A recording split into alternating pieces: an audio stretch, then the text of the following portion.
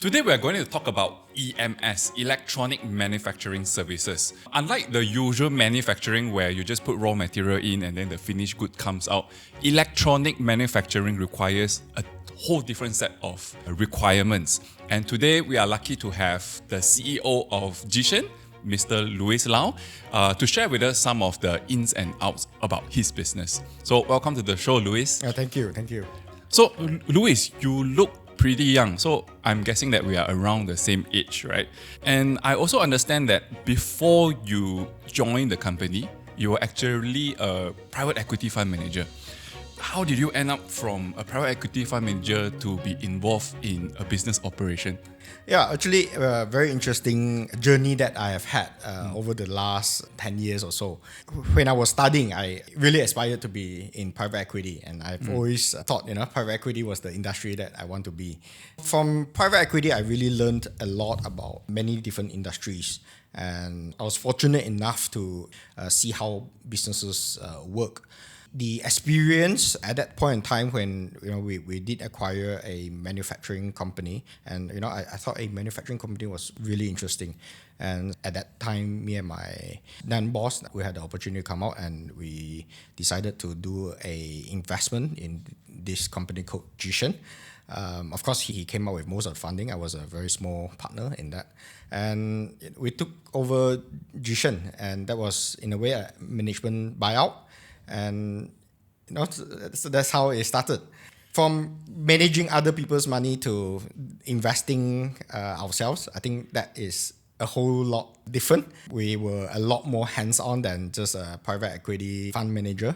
I think it's very rewarding as well because we learn different things. Because as private equity fund manager, we are only involved at the funding side of things. But after we came in to GeShen, we then started to realize, hey, there's a lot more things to do, and we have to take over a lot of the decision-making part of things. And that was very interesting step for us because the decision-makings and trajectory of growth and things like that, we could control and manage it in a much better way. So that helped us grow significantly over the last decade. Right. So to put it in short, you have gained a lot of experience from your private equity days. You use that experience, you come up with some money with your partner, and then you all did a management buyout on GeShen. Yes. And then from there, you started to managing it. Yep. So from managing money to managing people, the whole process, I'm supposed that is very exciting for you. And it can also be very challenging as well because it is a one whole area that you have never been into before. Which comes to my next question, right? Looking at the composition of your board of directors, they are very senior, and you're probably the youngest one in there. So how do you manage them? Do they challenge your ideas? Do they think that your ideas is too radical that they cannot accept? So how's the working relationship like with them? It was challenging, but it was also quite good that we had very dedicated and independent board who had experiences from many different areas of their own expertise. I think for us, we took the stand that we shouldn't be blindsided by being too much entrenched within the business, because sometimes your vision gets very narrow as you focus on something. So having that different perspective and different people asking different questions, whether it's relevant or irrelevant, I think having that was a very good sounding board where we can discuss and work on many different circumstances that we face over the last decade. I certainly do appreciate that some of the board members were very vocal and they did ask very difficult and challenging questions. And actually, I always find that it is for us to actually dissect those information and see how we can, from having just one perspective, but then have many different perspectives and make the best decision out of very difficult or challenging circumstances. So I would say, that helped a lot. Yo guys, there's a new broker in town, and that is MooMoo Malaysia. Now, this new trading platform not only allows you to trade Malaysian stocks, but they also give you access to the US stock market. The platform is packed with a lot of investment tools and a lot of news, and it even has a community where people will comment about stocks that can help you to make a better investment decision. So what are you waiting for? Go and sign up a MooMoo account for yourself with the link in the description below. Now, back to the video. 2015 was a very exciting year for Ge-Shen. The share price especially, it shot up from 50 cents all the way to, I think, almost 3 ringgit.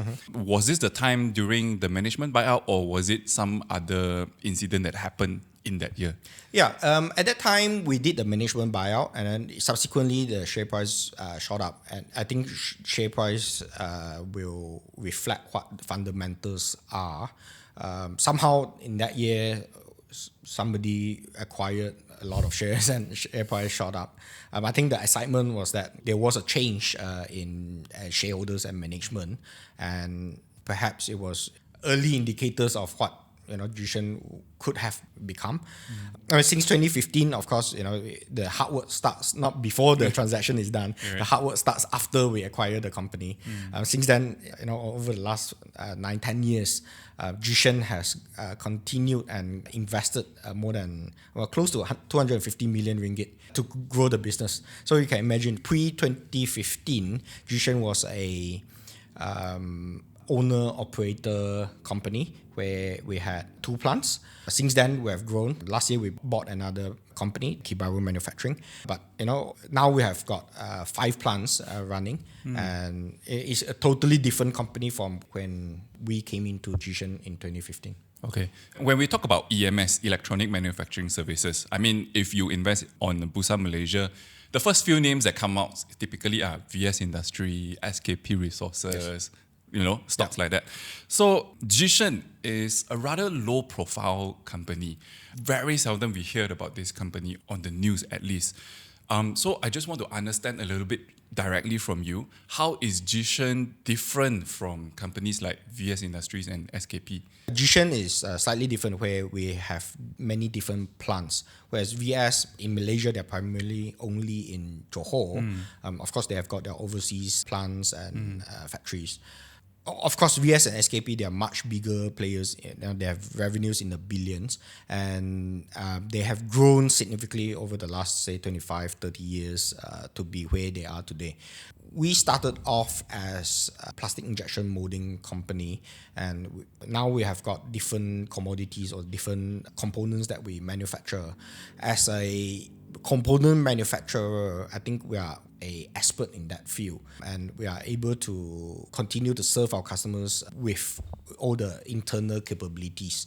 Whereas I think many other players, they do a lot of outsourcing as well. Of course, being a small player, we take some of those jobs. But I think the vision for Ge-Shen is to continue to grow organically by having more of these capabilities.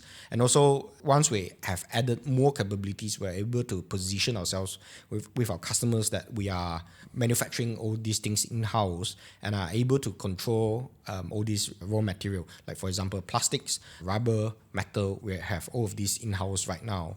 And a customer from US or from Europe come to us, they are able to talk to one single person and be able to connect with different factories where all these things are actually manufactured by us, Ge-Shen. Yeah. Okay, so since you talk about your customers, how many customers do you have right now? Oh, we have a very long list of customers. It is a strength and also, I would say, sometimes a weakness because having more customers means you have to service them correct. more, and you need to change your machine to cater for different products and stuff. Yeah. So there's more changeover and things like that. Some of our other competitors, they maybe rely on 1-2 big customers, which is also a strength and a weakness also. Because if the customer say, oh, sorry, today I'm going to change to another supplier, that's also a problem for them, right? Yeah, that was a challenge that we identified before we came into Ge-Shen in 2015, where the largest customer contributed about 70, 80 or maybe even more of the revenue. So over the years, we diversified our customer base. Of course, through mergers and acquisitions, we get different customers as well. But we try diversify our way by doing more business development and doing more engagement with different customers from different countries. So that actually helped us grow over the years. Most of the customers that we had pre-2015 are still with us. Of course, some of them are much smaller today. But we have basically got new customers being able to contribute to the top line of the company. Okay, so just now a handful of customers prior to 2015 contributed about 70 to 80% of your revenue. Today, what does it look like? Maybe 20 to 30 customers. Top 10 customers contribute about maybe 80% of revenue. Then we have a longer list for the remaining 20%. But that remaining 20% are customers where we think we can continue to grow with them. Like take, for example, medical customers. Medical customers take a long time for validation and approvals. So it may take 2 to 3 years gestation period. So in the first year, second year, maybe sales are very small. But we believe that by still helping them manufacture, we're able to continue to grow with them as our parts are validated or approved. Then we are able to enjoy that growth with our customers. Right. Okay, just now at the beginning of the show, I mentioned that EMS players, electronic manufacturing services players, they are very different from the typical factory that manufacturing stuff. One of the reasons is because of the long gestation period that you have to go through. Maybe you can share with us what is the whole process like. Let's say, for example, once you identify a potential customer, all the way until you acquire the customers, and then from there on, you go into mass production. Can you share with us what is the journey like?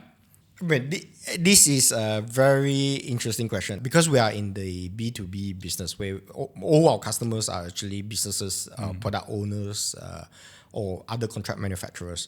If it's other contract manufacturers where the product is already developed and we do primary processes like, for example, injection molding, then it can be quite quick. They transfer the tools, we up the tools, we do the testing, and that can take maybe a week or two, and then we start production and generating sales. Or it could be, say, for example, a startup company. Once they have selected us, that process can take maybe 1 to 2 months. Some of the US companies, they take quite quick to make decisions, and they've got their drawings, their designs, they give it to us. Within 4 to 5 months, we'll have products out for them. Or if it's an established company, say medical customers, then that will take a very long gestation period because the validation process will take a long time. It can take 6 months, it can take 1 year, it can take... What is a validation process? Validation process, basically, we have to manufacture under certain manufacturing parameters where those manufacturing parameters are controlled. So it's quite scientific in that sense where we have, say, for example, upper and lower limit of production so that those few key parameters are then controlled within that specification, and then we send it to our customers where they would get that validation done, where they do certain testing, and under maybe all circumstances that the product will not fail. So that takes a bit of time to ensure that the product quality is there, to ensure that the reliability of the product is good and it will last, say, for example, 5 years or 10 years. That is specified with their own product. Right. So basically, you get a blueprint from your potential customer. Yep. Then they will test you and see whether you are able to make it. And then after you create a sample for them, they will go and test it. If it's okay, then only they'll say, all right, I'm confident that you are able to do it, so therefore I give you the contract to manufacture the product. In a simple way, that is it. We base it on drawings, and then we will have toolings, and we will have this product produced out. And those manufacturing process has to be in a very controlled environment. The parameters of manufacturing has to be in a controlled environment where it's documented. Once all of these documentations are done, we submit these samples to our customers and they will do the testing. Once that is confirmed, only then they can give the green light to say, hey, okay, I can start ordering from you. On average, how long is the process in GeShen's experience? Yeah, for medical customers, it can take up to 2 years. 2 years? Yeah, from order confirmation to mass production. What about, let's say, household electronic? How long household electronics, if we start from the beginning to build the tool and things like that, it takes 4 to 6 months. 4 to 6 months. Okay, so can I say that if I somehow hear outside that you guys are doing some planning for a certain products, maybe 6 months or 9 months down the road, you will somehow get a new revenue stream. Yes. Okay. Yes, that's correct. And usually, how great is the success rate of acquiring these customers? I would say success rate in winning a business is maybe less than 10% because there are a variety of reasons why a customer will choose us or not choose us. Sometimes it's cost, sometimes it's logistics, sometimes it's geographical location, sometimes it's just by chance or by luck that they have already got somebody else or something like that. Of course, business relationship, doing the business development work is very important. But I would say total success rate is less than 10% from the total funnel that we have.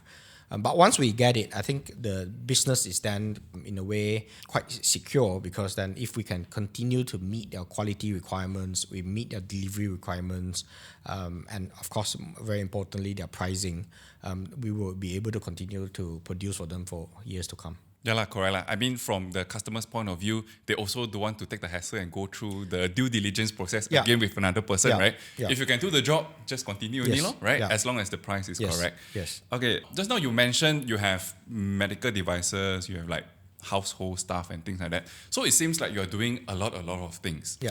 So what happens next is I actually prepared a pie chart over here. Maybe you can share with us your revenue breakdown based on the industries that you involve in. Okay. So in 2023, about 70% of our revenue comes from industrial segment. Only because other customers came down quite significantly.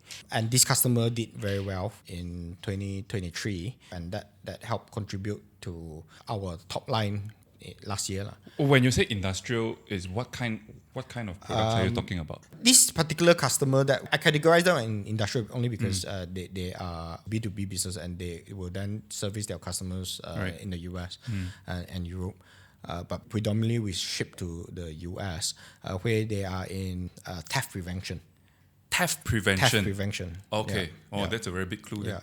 I mean, of course, 2022, 2023, the global economy has been quite challenging. Theft prevention somehow became a big thing in 2023. It really helped us in terms of overall revenue because the other segments have slowed down a bit. A little bit. Yeah. What about this 20%? So about 20% of revenue last year came from data storage and office automation. There is quite a fair bit of spillover from the work from home thing. So data storage and office automation did quite well in the first half of the year at least. What about these two? 5% from medical. And I think this is a very interesting one because medical used to be less than 2%. Okay. In 2022. Last year was about 5%. And I think this year will be a lot bigger. Oh, why is that so? As I mentioned, it takes a while for validation of medical products. And few of these medical products have gone through that gestation period. And it looks like we're going to get approvals quite soon. Even our customers are getting FDA approvals and things like that. And so it has come to fruition after 2 years of hard work. So going forward in 2024, we will see this one grow slightly bigger. I think that will grow a lot more in 2024. And it will be a much bigger percentage. Of course, depending on what overall top line is. But I think, based on our target or budget for 2024, we're looking at a double-digit, low teens, mid-teens kind of growth from 2023 for medical side. And the final one? The final one is the Dang Line line. Dang Line line. We still do for quite a few other sectors. If you notice, consumer electronics is very small overall. So we still have customers in the consumer electronic space. But, in 2023, definitely their revenue has dropped significantly. Okay, when you say consumer electronics specifically, what kind of products are you making? So it could be household products. It could be vacuum cleaner, fan, those kind of products. Though that has really dropped significantly in 2023. I would say mainly due to global economy slowdown. I noticed a lot of EMS players, they like to put their hands into the medical sector. Why is that so?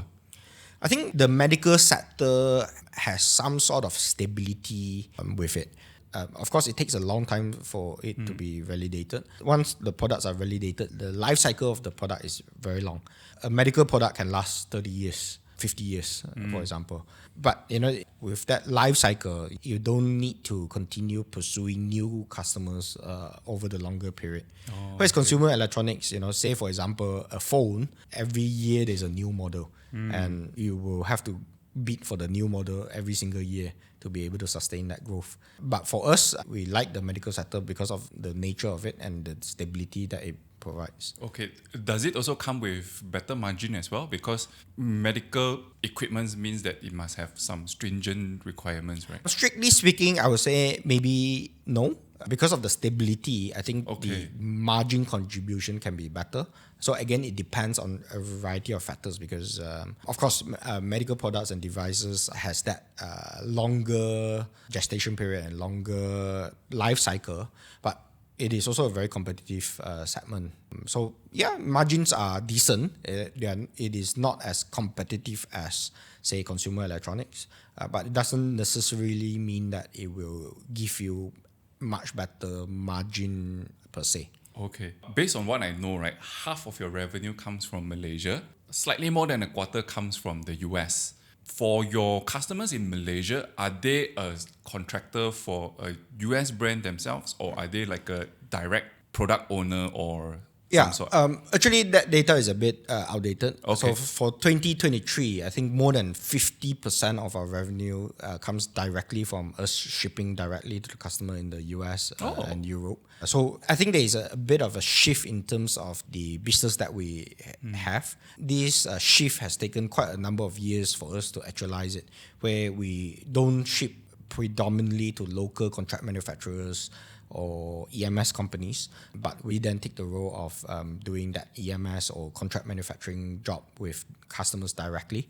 That comes with a lot of internal improvement that we have to do. Hopefully in 1 to 2 years' time, that percentage will continue to grow where we ship directly to our customers in Europe and US. Oh, Europe and US. Yeah. When you say 50% revenue, that is just US only, right? What about the Europe side? Europe side is still quite small, but I think in 2024, with a few products being validated and being approved, the percentage will increase. I see a lot of opportunities over in Europe side, mainly because they have a lot of their internal challenges as well, where electricity cost is expensive, labor is expensive, and also the availability of workers is also difficult to get with aging population and things like that. There are a lot of internal challenges. Of course, geopolitically, US started 5-6 years ago with the China trade war. Europe is, I think, following the same, and there are a lot of government policies or internal push in the EU to onshore a lot of this manufacturing back into their home economy, like France. France has a onshoring act to bring a lot of that back. Of course, things can be made in Malaysia if a certain percentage of manufacturing and raw material comes from Malaysia. Malaysia is quite blessed to have quite a lot of raw materials as well, like petrochemical industry. We can get a lot of the plastic raw materials from Malaysia.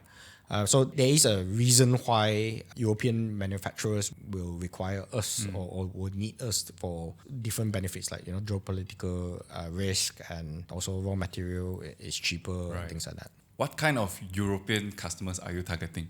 The medical customers, of course, Okay, that is a opportunity there. There are industrial customers as well.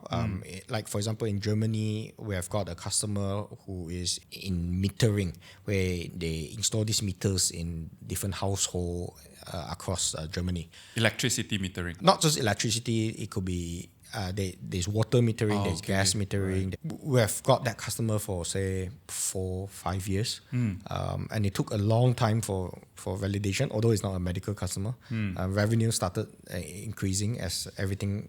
Of course, there's COVID, and a lot of things were challenged. Some things were slowed down. Some things were not able to be validated because people couldn't go to work and things like that over in Germany. But things are starting to move, and we're starting to see quite good revenues from these customers. Okay.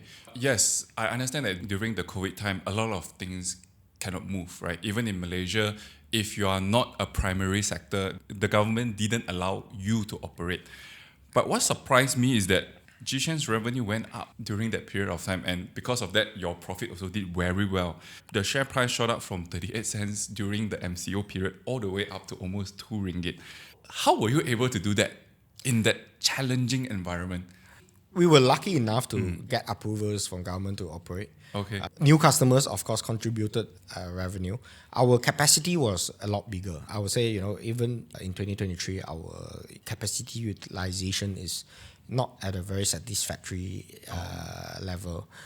Mainly because we did a lot of investments over the last 5-10 years to increase capacity, improve capabilities, have more presence in many different geographical locations. That helped us. Certainly to increase capacity, that's one of the first things that we do. Capacity is not just buying a machine, putting it there, you have more capacity. Sometimes you need to build a new plant. And when you build a new plant, you need to specify what you want in that plant. For example, like a medical customer, you can't go and bid for a medical customer unless you have a clean room. So you need to build the clean room first without Yeah. knowing whether you can get the customer or not. Right. Yeah. But clean room is just the hardware. Then there's the software. There's the people side of things where you have to have the people to be able to learn and have the capability to serve different customers from different sector. So there's a variety of things that needs to be taken care of prior to even being able to bid for a project. You must be brave enough to say, oh no, I'm going to put down this money without knowing the future, but hopefully you can get something out of it. Right? A lot of it is calculated risk. We put in our first 100K clean room in 2019. Again, also customer driven. We know that we can bid for this kind of project, so we put in the 100K clean room. That was in Penang. Then we did the same in Johor. And I'm very glad to say that these clean rooms in full capacity when all our customers come online. Okay. Time for you to build a second clean room. We are certainly looking at different options. Just now when we discussed about the European side of things, you say that they have internal problems such as electricity costs, manpower and all that. But those problems are also Malaysian problems. In fact, I think in the first quarter of FY 2023, your electricity costs went up by 40%. And because of that, I think you make a loss in that quarter. Our labor issue also is just only started to recover a little bit. Is there something that you can do or you just need to live with it? I think electricity problem is a global problem. In Malaysia, I think we're still very blessed. Our overall electricity cost is still low compared to a lot of different countries. In Europe, if I'm not mistaken, electricity cost is 35 cents euro per kilowatt hour. Oh, wow. In Malaysia, I think we are at 60 cents ringgit kilowatt hour. So, if you just do that comparison, running a machine, the same machine, running it in Europe and running it in Malaysia is already a few times more expensive in Europe. Labor problems, Germany, France, even the UK rely a lot on migrant workers. Of course, in EU, the Eastern European will then come to these different economies to work. But then there's still not enough people and it is very expensive. Malaysia, of course, we rely on foreign workers as well. But I think Malaysia, we sort of at a sweet spot where we are starting to automate a lot of things because there is the support system in Malaysia. A lot of government initiatives to help Malaysian companies digitize and also automate production processes and things like that. It is very similar, but I think in Malaysia, we are solutions provider because we get the best of both worlds. We get government support and we get incentives as well. So the problem that we have is a less expensive problem to solve compared to the Europeans. Right. Are you able to pass on this extra electricity cost to your customers? Yes and no. Certain customers were able to absorb it, certain customers no. But I would say overall, inflation has been a challenging problem for not just us, but the entire industry. Of course, prices have to increase, cost has to increase, and we have to pass that on to our customers. So for customers that do not accept that kind of costs increase, then we unfortunately have to drop them in due course, because we cannot have revenue and not have profit margin. So that we are also working with our customers to see what is the best solutions. Right. For those customers that don't agree with the cost increase, now I'm not too sure how much is the electricity cost in Vietnam, because you also have a Vietnamese plant, right? Is it possible to say, hey, why not I shift this client's production to Vietnam if the cost is lower, so that I can maintain the margin? Yep.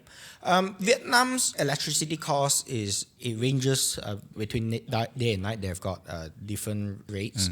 At the low end, it is 30 plus cents ringgit, which is cheaper, a lot cheaper. At the high end, it is about 60 plus cents ringgit. A lot of multinationals are looking at Vietnam as well. Funny enough, Vietnam, although they have population of 80 million, also faces the same kind of challenges that we face here in Malaysia. There's labor shortages, and there's challenge of electricity, not the cost, but the availability of electricity. During certain times they have got blackouts, and there was a period of time where every week we had to shut down 1 or 2 days because there's not enough electricity. So I would say, it's a good place to manufacture.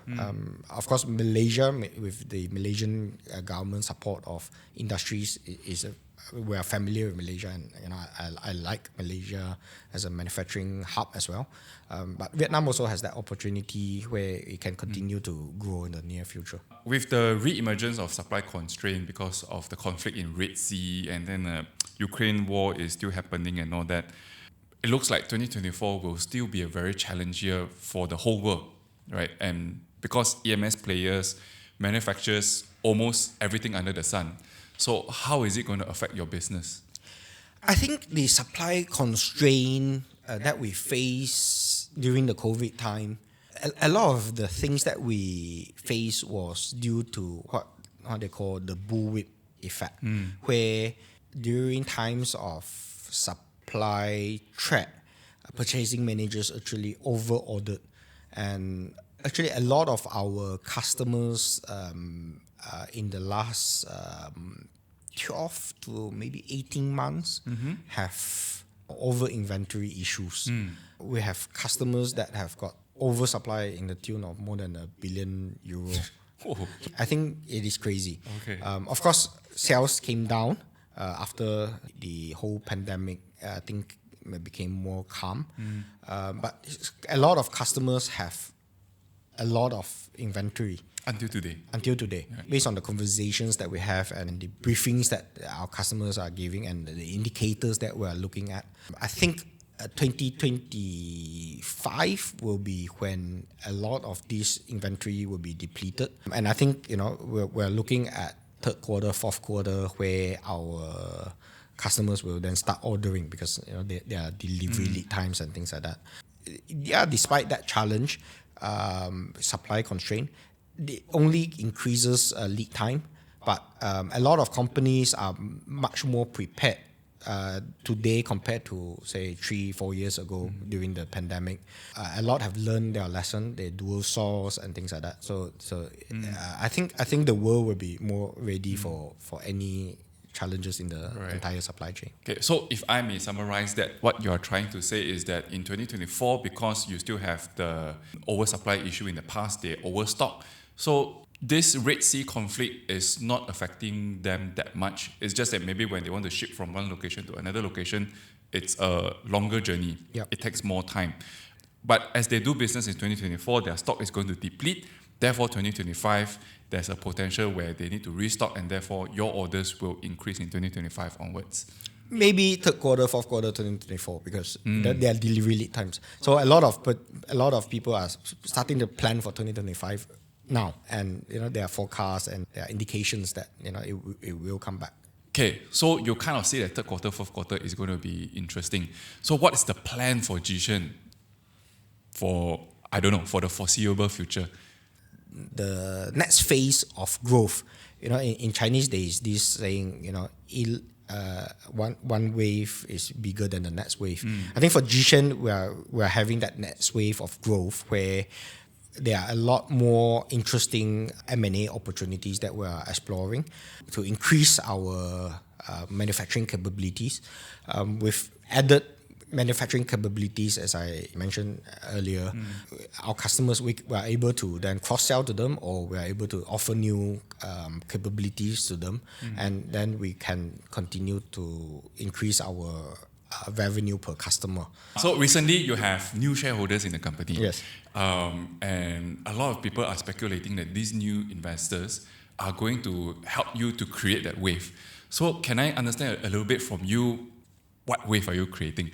Okay, so to put things in perspective, over the last 10 years, we did M&As, we did CapEx and things like that. And if my numbers are not mistaken, we invested close to 250 million in a short span of 8-9 years. That's a lot of money, given that your market cap today is only about 100 over million. Yeah, there's a lot of money, and it really helped transform GeShen. Or most of it was funded through internally generated funds. We are quite consistent in terms of delivering EBITDA numbers, and our EBITDA ranges from about 25 to 30 something million ringgit per annum over the last 5, 6, 7 years.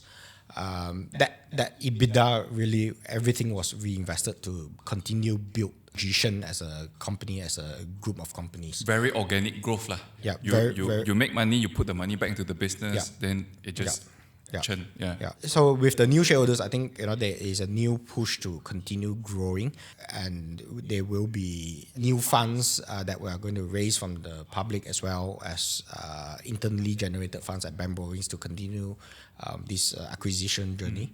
We are looking at different capabilities where we are lacking internally at this moment, to continue building on these capabilities so that we can have more solutions for our customers. One final question.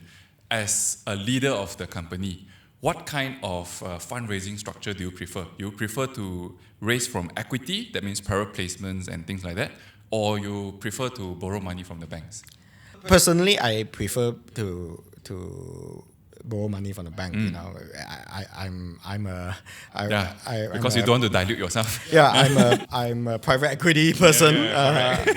So I think internally generated funds to grow will definitely help the company grow to a certain level. As I mentioned, we did 250 million, or close to 250 million over the last 10 years.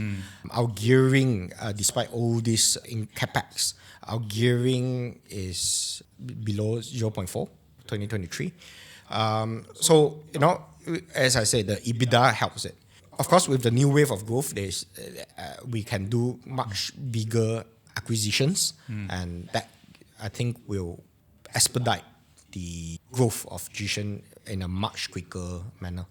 Okay, great. For context, if you don't understand what is gearing of 0.4, basically it means that for every dollar of equity that the company has, the management borrows 40 cents to combine with the total pool of capital that they have. So that's called gearing, leverage. Yeah. How do you leverage to make more money on that? So thank you very much, Louis. Thanks for your time. I think I had a great time talking to you and understand a little bit more about GeShen compared to just knowing about all the mainstream EMS players. So thanks for your time. Hopefully I can get you on the show next round, and hopefully by the time you have more things to share and GeShen will become a much larger company. Thank you so much. Okay, great. Thank you. All right, thanks.